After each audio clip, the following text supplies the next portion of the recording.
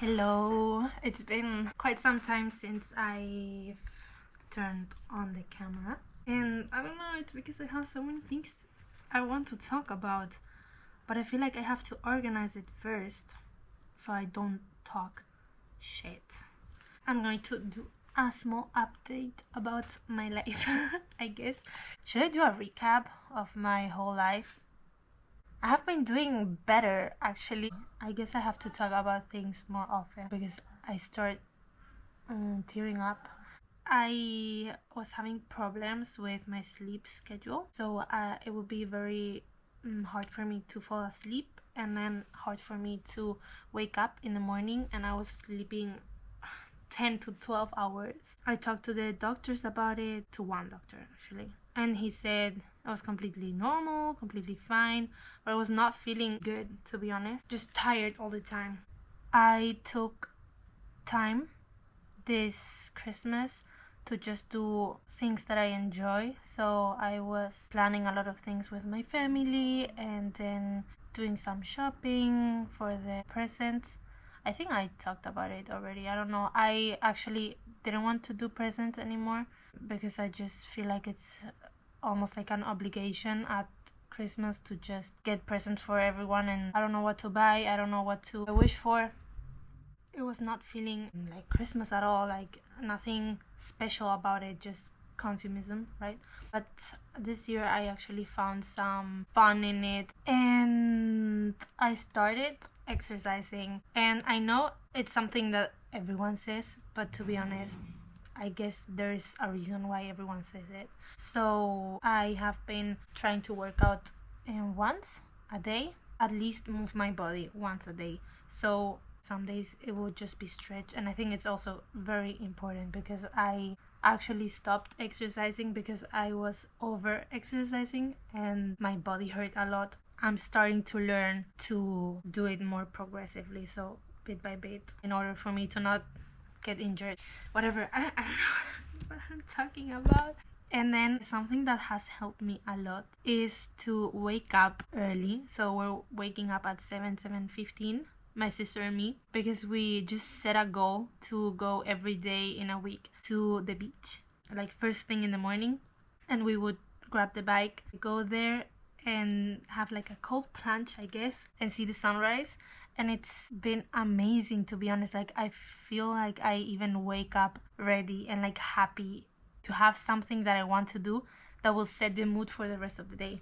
Yeah, I don't know. I guess maybe all of these things are obvious to a lot of people. The theory was obvious for me because it's not like the first time I exercise, I wake up early, I do these things that do me good. But sometimes it's just hard to start doing those things. I think for me, the key was to start resting, actually not do anything, stop punishing myself, or like stop having a war in my head, like I'm feeling tired, why am I feeling tired, this shouldn't be like this. I don't know, just like punishing myself a lot and like feeling like I'm sick or thinking that I'm sick and I need to fix myself. And maybe the only thing you have to do is actually listen to your body and take a rest. So that's like the biggest thing I've learned in 2025, to listen to my body. And if I'm tired, it's not something bad. Like it's okay to just close your eyes for half an hour and then you feel like you're good to go, keep going. But in my head it was always like no, I can't, I have to do this and I have to do that. Yeah, I'm learning that. I'm learning to have more balance in life, I guess. And then I'm actually quite happy because my skin is looking better. I don't know if you can tell, I changed quite something. So I've been going for a swim in the morning, so I've been showering almost every day, twice a day. So in the morning because of the swim, and then at night because of the workout, and trying to be less stressed. But remember, there's so many factors in there. So if you are stressed because you have exams or you're in a specific period of the menstrual cycle, it's completely normal to have breakouts. I have been trying to avoid skin picking, so I talked about it in the first video I posted. So it's like something very compulsive and almost like I don't even notice that I'm doing it. I have been cutting my nails shorter and trying to be more mindful, like when I start doing it, which is when I'm stressed or when I'm bored. I try to be conscious about it and say, I already know the consequences of this. Do I want that? Trying to change my identity, so I'm not longer someone who has scars all over her back or her face and hurts herself, because that's actually like hurting yourself. I'm no longer someone who's ashamed of her skin and being in a bikini or showing off her shoulders or her chest. No, I'm not that person anymore. So that helps when I start doing it. And then, I mean, it still happens, of course, but then at some point I'm a bit more conscious and I'm like, I'm doing it again. No, I don't want this, and I try to stop. But yeah, I completely understand that it's not easy, to be honest, because I've been fighting with this for how long? I think like since 2016. 10 years. 10 years, and it's still like, I can show you later on, it's still not so good. Oh, also putting on moisturizer after showering, so I've been trying that as well. I don't know, I hope maybe those tips help someone. Okay, I'm talking so much. I noticed that I have so many things to say, maybe because I want to let them go. I think I'm ready to let them go. And talking about identity shift, I'm starting to detach from the person I was. I know I had a very tough time. We all do, I think a lot of people do. But I was carrying that on for so long, for this last year, 2025. It's almost like part of my identity, and I would use what's happened to me, like being depressed, having an eating disorder, to justify things like being insecure, being sad, or being tired all day, having problems with eating, being inconsistent with sports, having scars in my face and injure myself.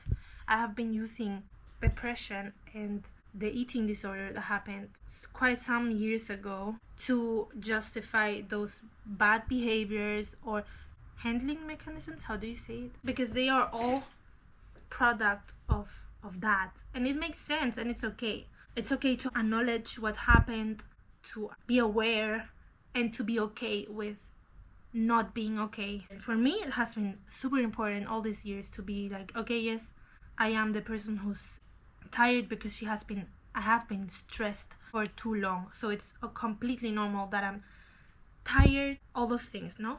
But now I feel like I'm ready to let go that person. It's still going to be a part of me, but I no longer want it to shape my identity.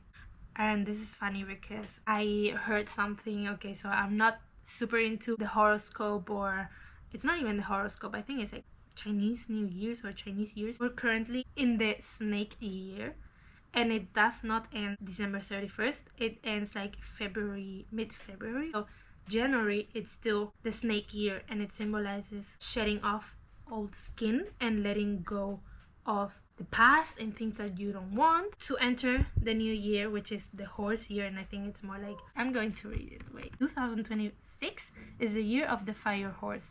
It is viewed as a year of optimism and opportunity. Yeah. So what I want to say is like, I'm excited for growing, for starting a new chapter, and like finally living and being excited about living, creating, and letting go of all the things that have been such a big weight for me, that I have been carrying on for so many years. I'm just letting them go. So yeah,